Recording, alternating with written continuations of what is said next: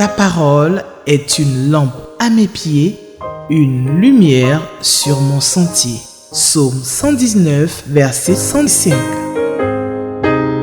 La méditation.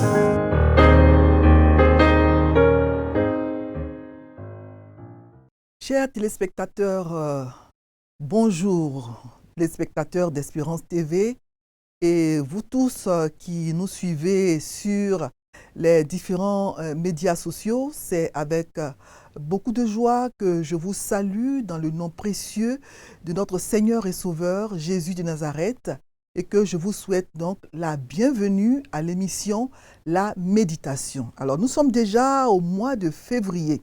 Le temps passe tellement vite et chaque jour nous rapproche du retour de notre Seigneur Jésus. Il me semble que c'est hier seulement que nous avons fêté le 1er janvier, nous avons accueilli la nouvelle année et nous sommes déjà au mois de février. Que le Seigneur nous soutienne et qu'il nous aide à racheter le temps. Alors, à cette période de l'année, au mois de février, j'espère que chacun de vous a son lecteur, le lecteur 2025, pour pouvoir méditer avec nous chaque jour sur cette émission, la méditation. Voilà, nous allons donc prier avant de lire le texte que nous propose le lecteur de la Bible pour le samedi 1er février 2025. Seigneur notre Dieu, notre Père, nous venons à toi parce que nous savons que sans toi, sans ton aide, sans l'éclairage du Saint-Esprit, nous ne pouvons pas comprendre cette parole qui est une lettre que tu as écrite, que tu as adressée aux humains, aux êtres humains que nous sommes. Nous avons besoin, Seigneur, que tu nous parles, que tu nous ouvres l'intelligence, que tu nous aides à comprendre ta parole par la puissance du Saint-Esprit. Béni sois-tu, Seigneur, bénis ce moment. Ouvre-nous les yeux pour que nous puissions contempler les merveilles contenues dans ta loi. Au nom de Jésus. Amen. Alors, pour le samedi 1er février, le passage qui nous est proposé par le lecteur de la Bible est le passage de Matthieu 9, versets 14 à 26. Matthieu chapitre 9, versets 14 à 26. Une nouvelle façon de jeûner. C'est le thème que le lecteur donne à ce passage. Matthieu 9, 14 à 26. Alors, les disciples de Jean vinrent auprès de Jésus et dirent : « Pourquoi nous et les pharisiens jeûnons-nous, tandis que tes disciples ne jeûnent point ?» Jésus leur répondit : « Les amis de l'époux peuvent-ils s'affliger pendant que l'époux est avec eux ? Les jours viendront où l'époux leur sera enlevé, et alors ils jeûneront. Personne ne met une pièce de drap neuf à un vieil habit, car elle emporterait une partie de l'habit, et la déchirure serait pire. On ne met pas non plus du vin nouveau dans de vieilles outres, autrement les outres se rompent, le vin se répand et les outres sont perdues. Mais on met le vin nouveau dans des outres neuves et le vin et les outres se conservent. Verset 18. Tandis qu'il leur adressait ces paroles, voici un chef arriva, se prosterna devant lui et dit : « Ma fille est morte il y a un instant, mais viens, impose-lui les mains et elle vivra. » Jésus se leva et le suivit avec ses disciples.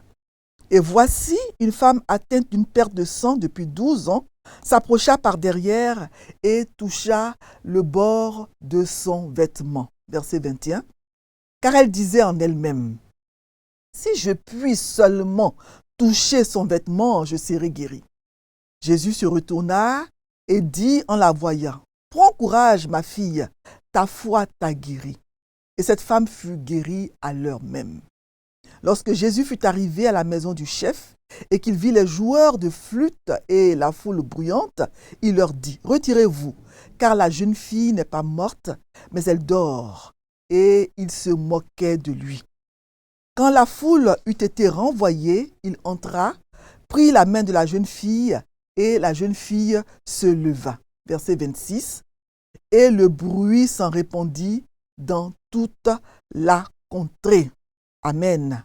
Matthieu 9, versets 14 à 26, c'est le texte que nous propose le lecteur pour le samedi 1er février 2025. texte que je viens de lire dans la version Louis II. Alors, dans le texte précédent, celui que nous venons de lire, Jésus a guéri un paralytique. Il a ensuite demandé à Lévi, qui est appelé aussi Matthieu, l'auteur du premier évangile, qui était alors un péager, un publicain, de le suivre. Donc celui-ci, il abandonne tout et il se met à le suivre immédiatement. Il invite alors Jésus à manger dans sa maison. Beaucoup de publicains, certainement des collègues de Matthieu et des gens de mauvaise vie, viennent alors se mettre à table avec lui et ses disciples. Les pharisiens qui décidément suivent Jésus partout, ils le critiquent parce qu'il mange avec les publicains et les gens de mauvaise vie. À cela, Jésus va répondre en leur disant que ce ne sont pas ceux qui se portent bien qui ont besoin de médecins, mais les malades. Et le texte du jour que nous venons de lire commence au verset 14, au moment où les disciples de Jean viennent à leur tour auprès de Jésus pour lui demander « Mais pourquoi eux, ils jeûnent ainsi que les pharisiens, ils jeûnent comme les pharisiens, tandis que les disciples de Jésus ne jeûnent point ?» Et Jésus va leur répondre dans le passage que nous venons de lire. Alors le texte de Matthieu 9, 14 à 26 peut être divisé en deux parties. D'abord, la première partie, les versets 14 à 17, Jésus qui est interrogé sur la question du jeûne par les disciples de Jean-Baptiste, et il va leur répondre en racontant la parabole du drap neuf et des outres neuves. Et dans la deuxième partie, les versets 18 à 26, on voit que Jésus va donc faire deux guérisons miraculeuses. Il va guérir une femme atteinte d'une perte de sang et une jeune fille morte, la fille de Jairus. Il va la ressusciter. Voilà. Donc, dans la première partie, dans les versets 14 à 17, Jésus est interrogé sur le jeûne par les disciples de Jean-Baptiste. C'est vrai que Jésus annonçait le même message sur la repentance que Jean-Baptiste, mais les disciples de ce dernier étaient perplexes devant certaines pratiques que Jésus et ses disciples avaient. Et ils veulent comprendre, ce qui est normal. Pourquoi, demande-t-il alors, nous et les pharisiens, nous jeûnons tandis que tes disciples et toi-même ne jeûnent point? Il faut ajouter ici que Jean-Baptiste était un personnage assez étrange. Il avait, selon Matthieu chapitre 3, verset 4, un passage qu'on a déjà lu. Il avait donc un vêtement de poil de chameau et une ceinture de cuir autour des reins, et il se nourrissait de sauterelles et de miel sauvage. Jésus lui-même dit de Jean-Baptiste dans Luc 7, 33, que Jean-Baptiste il est venu, ne mangeant pas de pain et ne buvant pas de vin. Et beaucoup de gens ont dit de Jean-Baptiste qu'il était un naziréen de sa naissance, parce que l'ange avait dit donc à son père Zacharie, quand il annonçait la naissance, il avait dit donc de Jean-Baptiste qu'il allait être grand. Il sera grand devant le Seigneur, il ne boira ni vin, ni boisson forte. Donc le Nazirien, selon Nombre 6, était voué à Dieu. Il lui était prescrit de vivre à l'écart, de garder toute sa chevelure et de ne jamais se souiller par le contact d'un cadavre, fût-il même celui de sa propre mère. Donc Jean-Baptiste avait soumis ses disciples au même traitement que lui. Jean-Baptiste et ses disciples menaient donc une vie très austère, une vie d'ascète. Ils jeûnaient beaucoup comme leur maître. Et ils étaient donc étonnés que Jésus et ses disciples ne fassent pas comme lui, comme eux plutôt. Donc les disciples de Jean, ils interrogent Jésus. Notez que Jésus ne les réprimande pas pour leurs questions. Au lieu de cela, il leur répond gracieusement, poliment. C'est très différent de la façon dont Jésus répond souvent aux pharisiens qu'il interrogeait habituellement pour le provoquer avec une intention hostile. Je crois que les disciples de Jean interrogent Jésus non par colère ou par méchanceté, mais parce qu'ils sont animés d'un véritable désir d'apprendre et de comprendre quelque chose qu'ils ne comprennent pas. On leur avait enseigné que le jeûne était normal et bénéfique. Donc, voir Jésus et ses disciples ne pas jeûner était déroutant pour eux. Pourquoi ne jeûnaient-ils pas?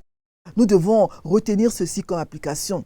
Si on ne comprend pas quelque chose, si vous ne comprenez pas quelque chose, demandez. Il est bon de poser des questions sincères quand on ne sait pas pour en savoir plus. Donc, le jeûne était une coutume religieuse pour les pharisiens et ils jeûnaient régulièrement. Vous vous rappelez cette histoire de Luc 18, 12 où deux hommes montent au temple pour prier. L'un était un pharisien et l'autre un publicain. Le pharisien, il dit dans sa prière que je jeûne 2 fois la semaine et je donne la dîme de tous mes revenus. Donc Jésus déclare que ses disciples jeûneront, ils se priveront de nourriture quand il leur sera enlevé. Tant qu'il est avec eux, ils n'ont pas besoin de faire de gros efforts pour rechercher sa présence. Donc les deux illustrations de la pièce du drap neuf et des outres neuves dans les versets 16 à 17 sont données justement, servent à démontrer cela. Donc Jésus va utiliser ces deux illustrations. D'abord, l'illustration d'une personne qui ne mettrait pas une pièce de tissu neuf sur un vieux vêtement, et l'illustration d'une personne qui ne mettrait pas du vin nouveau dans une vieille outre. Donc les disciples de Jean-Baptiste, ils étaient des juifs très très religieux comme les pharisiens, mais c'était des personnes humbles. Tout ce beau monde était en train de jeûner alors que Jésus et ses disciples festoyaient dans la maison de Matthieu. Alors bien sûr, ça faisait désordre. La loi de Moïse ne prescrivait qu'un seul jeûne pour les Israélites. C'était le jeûne qu'ils devaient observer lors du Yom Kippour, qui est le jour annuel des expiations, en signe de repentance. Il est appelé donc le grand jeûne du mois d'automne. Actes chapitre 27, verset 9 en parle, et on peut lire aussi cela dans Lévitique 16, les versets 29 à 31. Mais les pharisiens, eux, jeûnaient volontairement les lundis et jeudis, donc 2 fois par semaine, afin de montrer leur piété et être admirés. Donc, Jésus utilise un festin de noces comme analogie, comme image, pour expliquer que le jeûne n'est pas approprié lorsque l'époux est présent, mais il le sera lorsqu'il ne sera plus là. La réponse de Jésus montre que le jeûne est bon et juste, mais qu'il existe des raisons légitimes pour lesquelles quelqu'un pourrait ne pas jeûner à un moment donné de sa vie. Dieu a placé l'évangile, qui est la bonne nouvelle, ce vin nouveau de la joie, dans des outres neuves. Dès ce moment, les vieilles outres, image du judaïsme, image du système légal de l'ancienne alliance, ne pouvaient pas contenir le vin de la grâce de Dieu apporté par Jésus. Jésus a choisi ses apôtres pour présenter la grâce de Dieu. Alors, Jésus, il représente l'époux dans cette mini-parabole, et ses invités sont les disciples. On ne jeûne pas au mariage d'un ami, au contraire, on mange, on boit, on rit, on danse, n'est-ce pas? Alors, de la même manière, la venue de Jésus sur terre, c'était un motif de célébration. Tandis que les disciples étaient avec lui, ils n'étaient pas obligés de jeûner. En d'autres termes, il y a un moment et un lieu pour jeûner. On peut lire dans Ecclésiaste 3, verset 1, 8, un passage très connu, très célèbre, qu'il y a un temps pour toute chose sous les cieux. La réponse de Jésus est très bonne, car il a montré aux disciples de Jean que le jeûne est bon et juste. Le jeûne est attendu au bon moment. Ils avaient donc parfaitement raison de jeûner. En même temps, il leur montre qu'ils ne doivent pas juger les autres s'ils ne font pas de même, car il peut y avoir des raisons légitimes de ne pas jeûner à un moment donné. Alors l'application est simple, nous devons jeûner, on est tous d'accord là-dessus. Jésus lui-même nous a donné l'exemple du jeûne parce qu'il a jeûné pendant 40 jours avant de commencer son ministère. Pourtant, il n'est pas toujours approprié de jeûner. Nous devons choisir le bon moment et la bonne manière. Et nous ne devrions pas juger les autres pour cela, d'autant plus qu'un vrai jeûne est un jeûne effectué en privé, sans le dire à tout le monde. Voilà. Alors, la présence de Jésus, le Fils de Dieu, avec son peuple, signifie qu'une nouvelle époque vient de commencer. Essayer de lier la nouveauté de l'évangile à la vieille religion du judaïsme est aussi futile que d'essayer de réparer un vieil habit avec du tissu neuf. La partie neuve rétrécira en déchirant le vieux tissu usé. En effet, à l'époque de Jésus, les tissus rétrécissaient naturellement avec le temps. Donc, un tissu neuf mélangé dans un vêtement avec un vieux tissu rétrécirait plus vite. Les deux tissus rétréciraient donc à des rythmes différents. Ainsi, si vous aviez par exemple une vieille robe percée d'un trou et que vous utilisiez ensuite un nouveau morceau de tissu pour fermer le trou, ce nouveau tissu rétrécirait plus rapidement que l'ancien tissu de la robe et se déchirerait de l'ancien tissu, et le résultat serait probablement une déchirure plus importante que le trou d'origine. Pareillement, il est tout aussi désastreux de verser du vin nouveau, c'est-à-dire non fermenté, dans de vieilles outres usées. Inévitablement, lorsque le jus de raisin fermentera, il fera éclater les outres et tout leur contenu sera perdu. Les outres anciennes et nouvelles sont différentes et le vin ancien est différent du vin nouveau. Voilà. Les outres à vin, elles auraient probablement été fabriquées à partir d'un certain type de cuir. Le cuir neuf est souple et doux.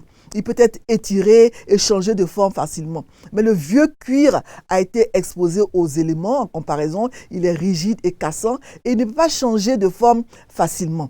Donc le vin fermente avec le temps, libérant certains produits chimiques dans l'air. Il réagit toujours chimiquement et bouillonne à l'intérieur du cuir.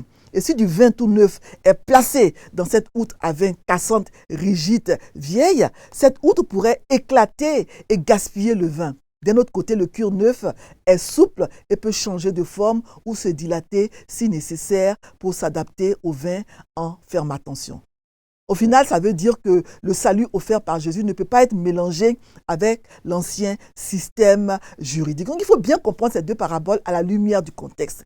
Le contexte est que les disciples de Jean posent des questions sur le jeûne. Leur question va même un peu plus loin. Fondamentalement, en fait, ils demandent à Jésus, mais pourquoi tu fais les choses différemment? Pourquoi ne fais-tu pas comme nous?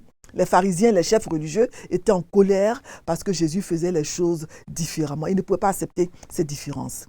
Ils n'étaient pas non plus disposés à changer leurs habitudes ou leurs traditions à la lumière de l'enseignement de Jésus. Ils représentaient les anciennes méthodes.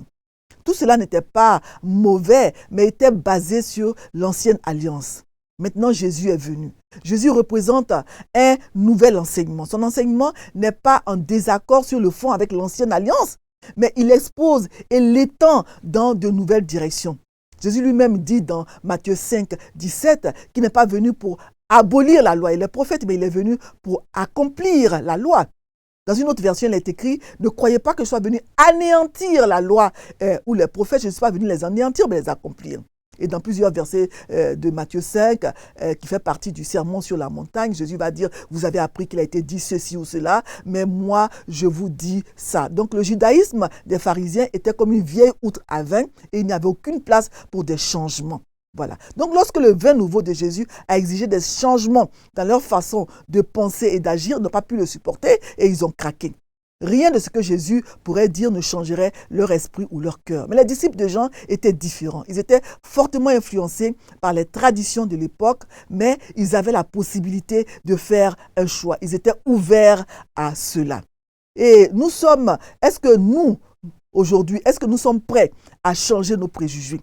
Est-ce que nous sommes prêts à changer nos habitudes, nos traditions à la lumière de la parole de Dieu?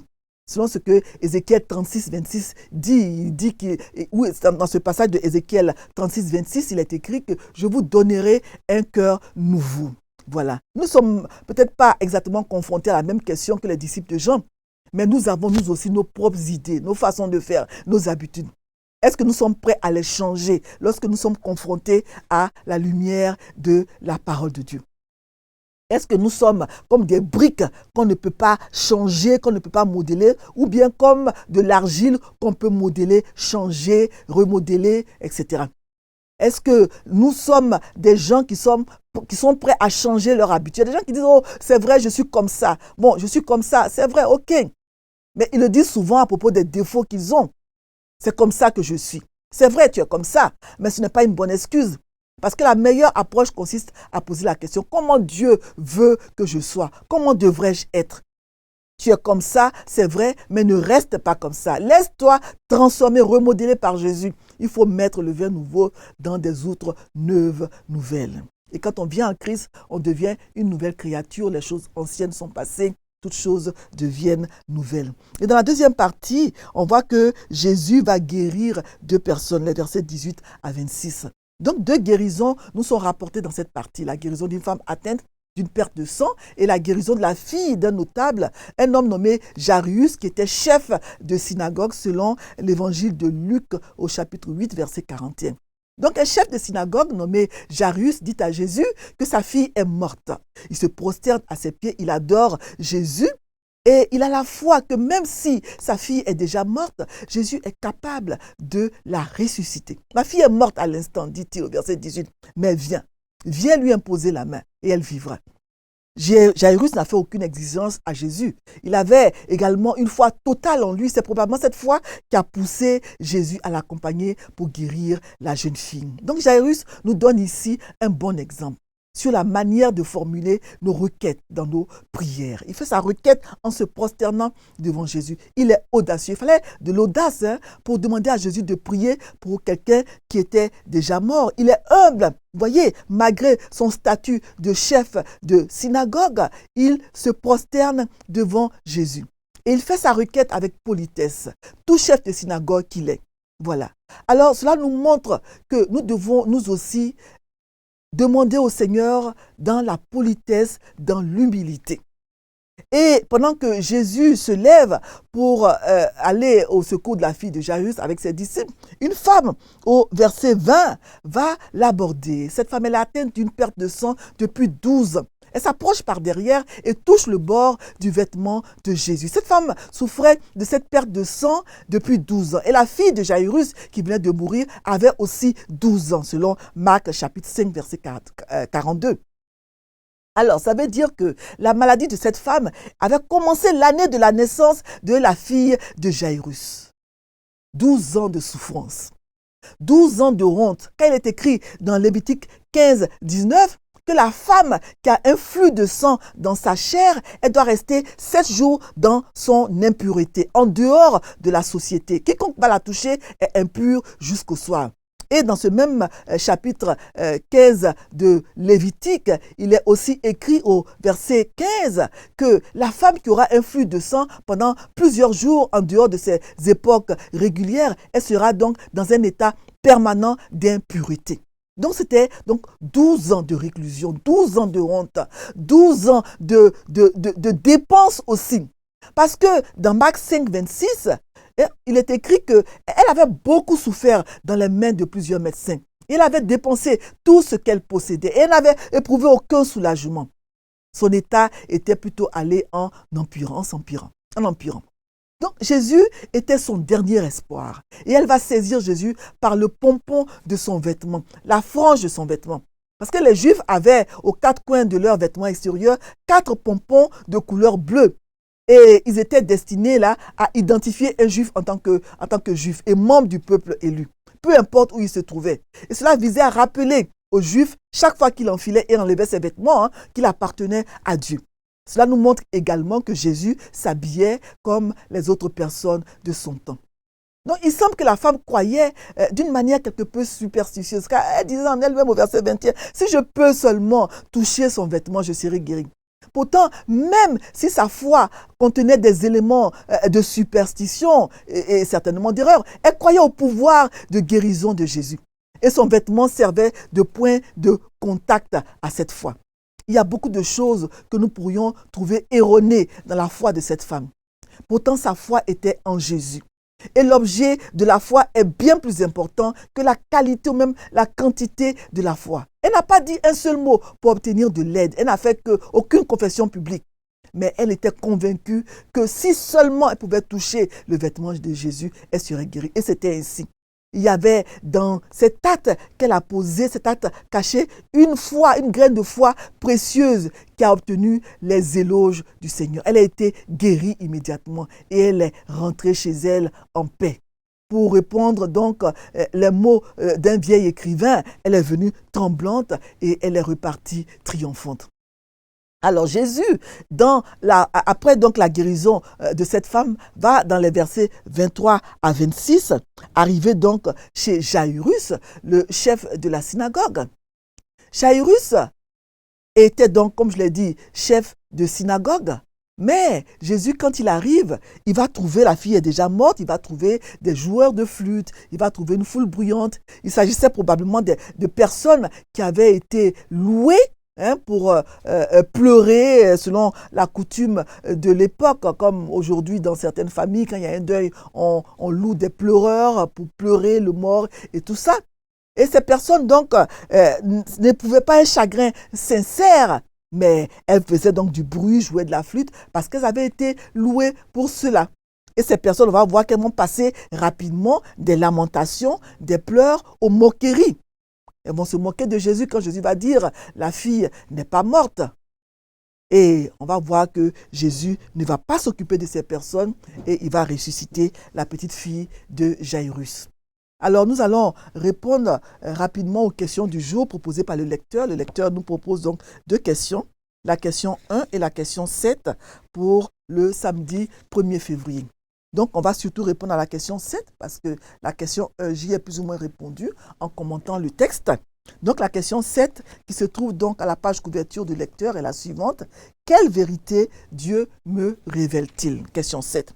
Alors, ce qu'on peut retenir vraiment dans ce passage, il y a 2 choses. Il y a la question du jeûne et la question des guérisons miraculeuses. Voilà. Donc, le jeûne est une bonne chose, mais il faut choisir le bon moment, il faut choisir le bon endroit. Voilà. Et ce qu'on peut aussi retenir comme vérité dans le récit de ces guérisons miraculeuses, c'est que Jésus guérit. Jésus guérit et aujourd'hui encore, il guérit. C'est vrai qu'il n'est plus avec nous dans sa forme physique, mais Jésus guérit toutes les maladies. Cette femme, elle avait dépensé tout son argent chez les médecins. Il y a peut-être des gens qui nous écoutent aujourd'hui et qui sont dans la même situation que cette femme. Tout ce qu'elle possède chez les médecins, et elles n'ont pas trouvé la guérison. Elles sont découragées, peut-être même déprimées. Mais il faut venir à Jésus. Jésus est capable de guérir, même les maladies qui sont qualifiées de maladies incurables. Cette femme, elle n'avait plus aucun espoir. Ça faisait 12 ans qu'elle souffrait. Et elle avait une maladie qui l'avait ruinée. Elle est venue à Jésus, elle a eu la foi et Jésus l'a guérie. Donc c'est une vérité que Jésus guérit. Et Jésus ressuscite même les morts. Alors si Jésus peut ressusciter un mort, ce n'est pas un malade qu'il ne peut pas guérir. Celui qui est avec nous est plus fort, est plus grand que celui qui est dans le monde. Rien n'est impossible à notre Seigneur. Il guérit encore aujourd'hui. Que le Seigneur nous aide à avoir la foi de Jairus, la foi de cette femme atteinte d'une perte de sang, cette femme qui souffrait depuis 12 ans. Que le Seigneur nous aide à avoir cette foi véritable et que nous puissions venir à lui. Quelle que soit la situation dans laquelle nous nous trouvons, quelle que soit la maladie que nous avons, la maladie dont nous souffrons, nous pouvons venir à Jésus. Jésus est celui qui peut nous apporter la guérison. Voilà. Alors, j'aimerais vraiment que chacun de nous puisse saisir par la foi ces paroles et ne jamais se décourager, quelle que soit la situation qu'il traverse, le problème qu'il connaît. Nous allons prier et demander au Seigneur de nous aider à mettre en pratique sa parole. Nous prions. Notre Dieu, notre Père, Dieu Tout-Puissant, Dieu qui guérit, Jéhovah Rapha, merci Seigneur pour ta parole. Nous voulons être des personnes qui se laissent modeler par toi. Nous voulons être comme l'argile dans la main du potier. Le potier peut choisir de faire de l'argile un vase ou ce qu'il veut et l'argile se laisse faire. Seigneur, aide-nous. Quand nous devenons chrétiens, nous devenons une nouvelle créature. Les choses anciennes sont passées, toutes choses sont devenues nouvelles. Nous devons laisser de côté tout ce qui est ancien, tout ce qui est mauvais, tout ce qui ne t'honore pas et nous laisser modeler par toi pour que nous puissions être des personnes qui te plaisent. Merci Seigneur de nous rappeler encore aujourd'hui que tu es Jéhovah Rapha, le Dieu qui guérit. Que nous ne soyons pas découragés, même si nous avons été condamnés par les médecins, que nous ne nous découragions pas, parce que tu es capable de guérir n'importe quelle maladie, n'importe quelle infirmité, dans ta souveraineté. Que nous puissions nous soumettre à toi, venir à toi. Merci Seigneur pour ta parole et qu'elle puisse nous accompagner tout au long de cette journée, qu'elle puisse nous accompagner chaque jour de notre vie, qu'elle puisse être pour nous toujours une source de paix, une source de joie. Béni sois-tu et bénis tous ceux qui nous écoutent actuellement, qui nous suivent actuellement sur Espérance TV, au nom de Jésus. Amen. Amen. Que le Seigneur nous aide vraiment à compter sur lui, à compter sur ses promesses et à garder la foi, quelle que soit la situation qu'on traverse. Amen. Ta parole est une lampe à mes pieds, une lumière sur mon sentier. Psaume 119, verset 105.